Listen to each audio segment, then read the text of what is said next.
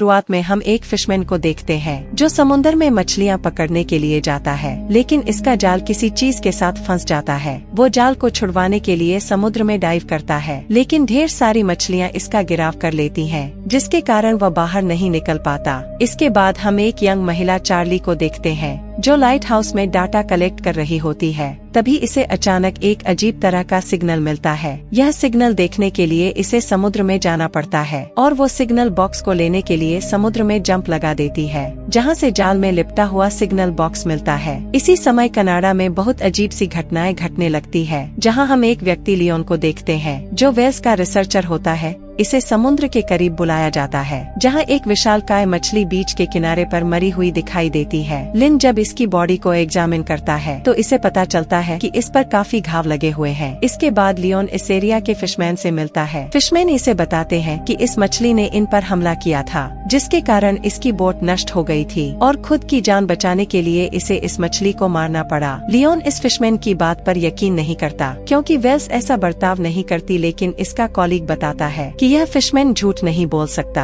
इसके बाद हम चार्ली को इसके न्यू फ्रेंड के साथ देखते हैं, जो समुद्र में सारी प्रजातियों की संख्या को काउंट करने के लिए सेंसर फेंक रहा होता है। तभी वो नोटिस करता है कि मेथन से बनी बर्फ समुद्र की सतह पर आने लगती है, लेकिन इस बार इनकी संख्या नॉर्मल से ज्यादा होती है। इसके बाद हम न्यून को देखते हैं, जिसे सिस्टम से ये जानकारी मिलती है कि समुद्र के किनारे एक बहुत ही विशालकाय वेल आ गई है, जो पहले कब भी नहीं आया करती थी। लियोन फौरन अपनी गर्लफ्रेंड लेजी को इसके बारे में बताता है, लेकिन बहुत देर हो जाती है और वह अपनी बोट पर समुद्र में विजिटर को सैर करवाने के लिए निकल चुकी होती है। तभी अचानक बहुत बड़ी वेल इनके पास आ जाती है। लिन दूर से ये सब कुछ देख रहा होता है और वो लेजी को बचाने के लिए कुछ नहीं कर सकता। इसी समय वो वेल इस बोट के 2 टुकड़े कर देती है, जिससे इस पर बैठे सारे लोग डूबने लगते हैं। लिन लेजी को बचाने की कोशिश करता है, लेकिन नाकाम रहता है। इसके बाद मूवी में हमें एक रेस्टोरेंट दिखाया जाता है, जहाँ पर एक शेफ लॉबस्टर को पकाने की तैयारी कर रहा होता है। तभी शेफ को एक अजीब सा लॉबस्टर दिखाई देता है। यह लॉबस्टर शेफ के चेहरे पर एक अजीब सा पदार्थ छोड़ देता है, जिसके कारण शेफ और इसके 2 और कुक बीमार होने लगते हैं। शाम होते ही शेफ की जान चली जाती है और इन दोनों कुक्स की भी हालत खराब होने लगती है। इसके बाद इनको आइसोलेट कर दिया जाता है और सभी टेस्ट का इंतजार करने लगते हैं। इसके बाद हम देखते हैं कि विज्ञान टेस्ट करने के लिए समुद्र की गहराई में एक ड्रोन को छोड़ देते हैं, जहाँ इन्हें वर्म्स की एक नई जाति के बारे में पता चलता है, जो बहुत जल्दी प्रोडक्शन करते हैं, यानी अपनी संख्या बहुत जल्दी बढ़ा लेते हैं। तभी सभी विज्ञान इस नतीजे पर पहुंचते हैं कि इन्होंने बैक्टीरिया की एक नई जाति को ढूंढ लिया है। दूसरी ओर एक फिशमैन लियोन को वेल के अटैक के बारे में बताता है और साथ ही इसे समुद्र से आया एक शिप दिखाता है, जिस पर कुछ अजीब सा पदार्थ लगा होता है, जो पहले कभी नहीं देखा गया होता। इसके बाद विज्ञान फिर से सैंपल लेने के लिए एक मशीन को समुद्र की गहराई में भेजते हैं, जिससे इन लोगों को यह आइडिया होता है कि ये वर्म्स बर्फ को खा रहे हैं, जिसके कारण जमीन में होल्स बनते जा रहे हैं और इसके द्वारा मेथन गैस ऊपर आ रही है। तभी अचानक मेथन गैस का एक्सप्लोजन होता है, जिससे शिप डिस्ट्रॉय हो जाती है, लेकिन सभी लोग बच जाते हैं। फिर हम एक महिला को देखते हैं जो चार्ली के लिए वीडियो रिकॉर्ड कर रही होती है। तभी अचानक सिस्टम पर कुछ अजीब सा दिखाई देता है, जिससे इसे पता चलता है कि समुद्र के सरफेस पर कुछ अजीब सा हो रहा है। शिप के नीचे का पानी अचानक से उबलने लगता है और कोई चीज पूरी शिप को अपने अंदर निगल लेती है, जिससे इस महिला की मौत हो जाती है। इसके बाद अगले सीन में हम देखते हैं कि वीनस में एक प्रेमी अपनी प्रेमिका को पोएट्री सुना रहा होता है। तभी इसकी बुक पानी में गिर जाती है और जैसे ही वो दोनों पानी में देखते हैं तो हैरान हो जाते हैं कि बहुत सारी जेली फिश मरने के बाद समुद्र की सतह पर आने लगी है और देखते ही देखते पूरा वीनस मरी हुई जेली फिश से भर जाता है। दूसरी ओर विज्ञान मरने वाले इस व्यक्ति के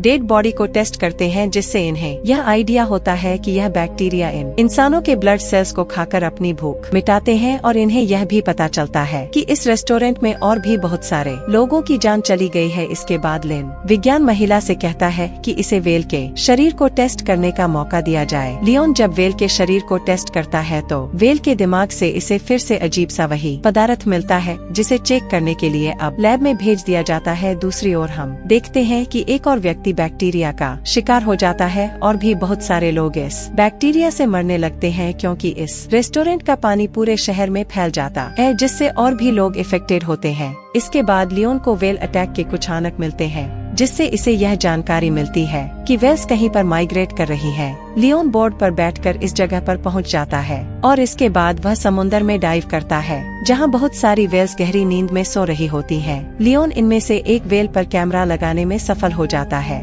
दूसरी ओर सिगार को यह खबर मिलती है कि जापानीज को भी इनके वर्म्स के बारे में पता चल चुका है, लेकिन वह दुनिया को इसके बारे में नहीं बताना चाहते। इसके बाद लियोन वेल से मिली इस वीडियो फुटेज को देखता है। सभी लोग देखकर यह हैरान रह जाते हैं कि वेल्स बहुत ही ज्यादा गहराई में जाकर एक अजीब सी रोशनी के पास जाती हैं, और इस रोशनी के पास जाते ही वेल सतीज हो जाती है और अपना दिमाग खो बैठती है और अजीब तरह से बिहेव करने लगती है। इसके बाद दूर किसी गांव में एक अजीब सा इवेंट होता है, जहां हमें दिखाया जाता है कि समुद्र से बहुत सारे कीड़े गांव की ओर भरने लगे हैं और इनकी संख्या हजारों में है। दूसरी ओर विज्ञानों को यह जानकारी मिलती है कि एक ऑयल और गैस की कंपनी एक ऐसी जगह पर खुदाई कर रही थी जहां पर खुदाई करना मना था, और शायद इसी कारण से बैक्टीरिया जमीन से बाहर आ गए थे। इसके बाद हम लियोन को देखते हैं जो बोर्ड पर एक जगह जाकर इस शिप से सैंपल इकट्ठे करने के लिए जाता है, लेकिन पुलिस इसे पकड़ लेती है और शिप का जापानीज ओनर सीतू लियन से बात करता है और इसे बताता है कि वो इसकी शिप से दूर रहे, और यह वादा करता है कि वह लियन को सारे सैंपल प्रोवाइड करेगा ताकि वो रिसर्च कर सके।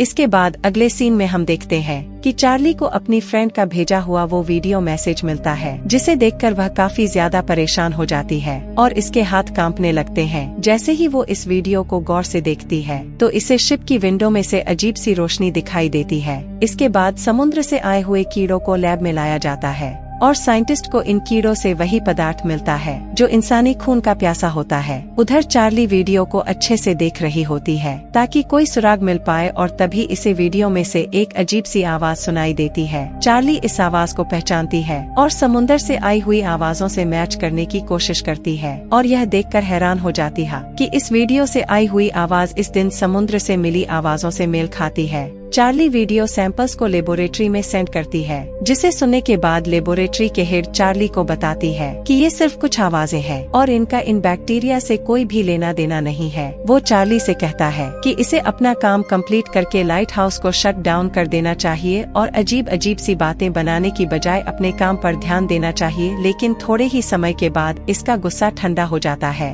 और वो चार्ली के वीडियो सैंपल्स की इन्वेस्टिगेशन करने को कहती है। इसके बाद हम देखते हैं कि सिगार की ओर से भेजा हुआ एक हेलीकॉप्टर टापू पर लैंड करता है और हेलीकॉप्टर में समुद्र से आए हुए कुछ सैंपल्स भी होते हैं। चार्ली सैंपल्स को रिसीव करती है और तभी लैब में पूरी दुनिया से कॉल्स आने लगती हैं कि बहुत बड़ा सुनामी इस कोस्ट से टकराने वाला है। सिगार चार्ली को वार्न करता है और वह वहाँ से भाग निकलते हैं। फिर हम देखते हैं कि विज्ञान पूरी दुनिया को बताते हैं कि बैक्टीरिया जानबूझकर मनुष्य की जान ले रहे हैं, जिसके कारण इन्हें समुद्र से दूर रहना होगा। लियोन इसके बारे में अपने फिशमैन दोस्तों को बताने के लिए जाता है, लेकिन कोई भी लियोन की बात मानकर यहाँ से जाना नहीं चाहता। वह अपने ही इलाके में अपनी जिंदगी के आखिरी पल बिताना चाहते हैं, चाहे इनकी जान क्यों ना चली जाए। इसके बाद अगले सीन में हम लियोन को देखते हैं जो सभी बेस्ट लोगों की कॉन्फ्रेंस को ज्वाइन करता है, जहाँ दुनिया के सभी इंटेलिजेंट लोग आपस में बैठकर यह जानने की कोशिश करते हैं कि आखिर ये बैक्टीरिया चाहते क्या है। सभी लोग इस बात पर एग्री होते हैं कि कोई खास ताकत इस बैक्टीरिया को ऑपरेट कर रही है, लेकिन कैटरीना इस बात से एग्री नहीं होती और वो चाहती है कि सभी लोग लॉजिकल एक्सप्लेनेशन दें ताकि सरकार को इसके बारे में इन्फॉर्म किया जा सके। काफी सोच विचार के बाद सभी लोग इस बात पर एग्री हो जाते हैं कि वो इस हाइपोथेसिस को सरकार के आगे रखेंगे। अगले सीन में हम देखते हैं कि सभी लोग सरकार के सामने इस सारे पॉइंट्स रखते हैं और बताते हैं कि इस बैक्टीरिया को मनुष्य जाति को खत्म करने के लिए किसी के द्वारा भेजा गया है। कोई भी इसकी बात पर यकीन नहीं करता और इन्हें बताता है कि हमें इसका कोई साइंटिफिक सलूशन निकालना चाहिए। इसके बाद अगले सीन में हम देखते हैं कि एक एस्ट्रोफिजिक्स समझा इन्हें बताती है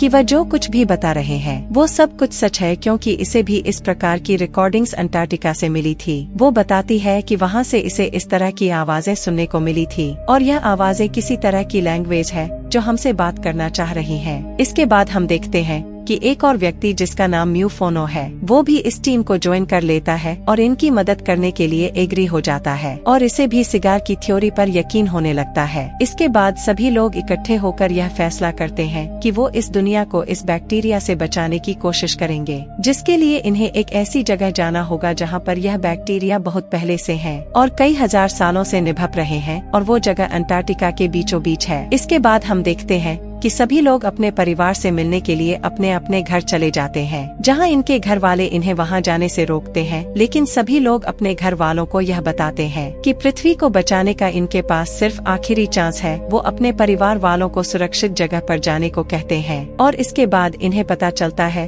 कि कंपनी इस बैक्टीरिया के साथ कांटेक्ट करने की कोशिश करने लगी है। सभी लोग अपना काम शुरू करते हैं और एक जर्नलिस्ट रिकॉर्डिंग के लिए इनकी वीडियो बनाने लगती है। तभी अचानक शिप की पावर सप्लाई में कुछ गड़बड़ होने लगती है और इन्हें समुद्र में एक सिग्नल रिसीव होता है। म्यूफोनो की असिस्टेंट सीरा लियोन को बताती है कि इसे इनकी थ्योरी पर कभी भी यकीन नहीं था, लेकिन आज भी वह इनके साथ काम कर रही है। दूसरी ओर समंथा समुद्र से आए हुए इस सिग्नल के जवाब में एक बच्चे के रोने की आवाज भेजती है और बताती है कि समुद्र में इस एंटिटी को मैसेज देने के लिए हमें इससे बातचीत करना होगी। और इसके बाद चार्ली अपने कॉलीग से कहती है कि इसे समुद्र की गहराई में जाना है ताकि वह देख सके कि नीचे आखिर कौन सी ऐसी एंटिटी है जो यह सब कुछ कर रही है। टीम एंकर को समुद्र में गिराने का फैसला करती है और विज्ञान सिग्नल को ट्रांसमिट करने की तैयारी करते हैं। चार्ली बहादुरी दिखाते हुए कैप्सूल में बैठकर समुद्र की गहराई में जाने की तैयारी करती है। इसके बाद कैप्सूल समुद्र की गहराई में चला जाता है और सभी टीम मेंबर्स कुछ नया होने का इंतजार करने लगते हैं। इसी समय शिप में टीम को एक रेडियो सिग्नल रिसीव होता है कि कोई चीज इनके कैप्सूल के करीब आ गई है। फिर हम देखते हैं कि चार्ली और इसका कोलीग कैप्टन से राब्ता करने की कोशिश करते हैं ताकि इन्हें बता सके कि इनके कैप्सूल के फैंस मैन फंक्शन करने लगे हैं, लेकिन वो कम्युनिकेट नहीं कर पाते। तभी चार्ली कैप्सूल की लाइट्स को बंद कर देती है ताकि वो देख पाए कि इनके सामने क्या चीज है, लेकिन इन्हें कुछ भी नहीं दिखाई देता। दूसरी ओर शिप में कैप्टन रेडियो पर इस चीज को देख रहा होता है। चार्ली का कोलीग जिंदगी को जोखिम में डालने की बजाय कैप्सूल को सतह की ओर ले आता है, जहां शिप का एक डोर ओपन होता है जिसके द्वारा कैप्सूल शिप में वापस एंटर हो जाता है। कैप्सूल एंटर होने के समय चार्ली को कुछ अजीब सी रोशनी दिखाई देती है, लेकिन इसके बारे में वह किसी को भी नहीं बताती। फिर हम देखते हैं कि स्मता को इस साउंड सिग्नल का जवाब मिल जाता है, क्योंकि इस एंटिटी ने इस बच्चे की रोने की आवाज के सिग्नल को बदलकर वापस भेजा होता है, जिसका मतलब होता है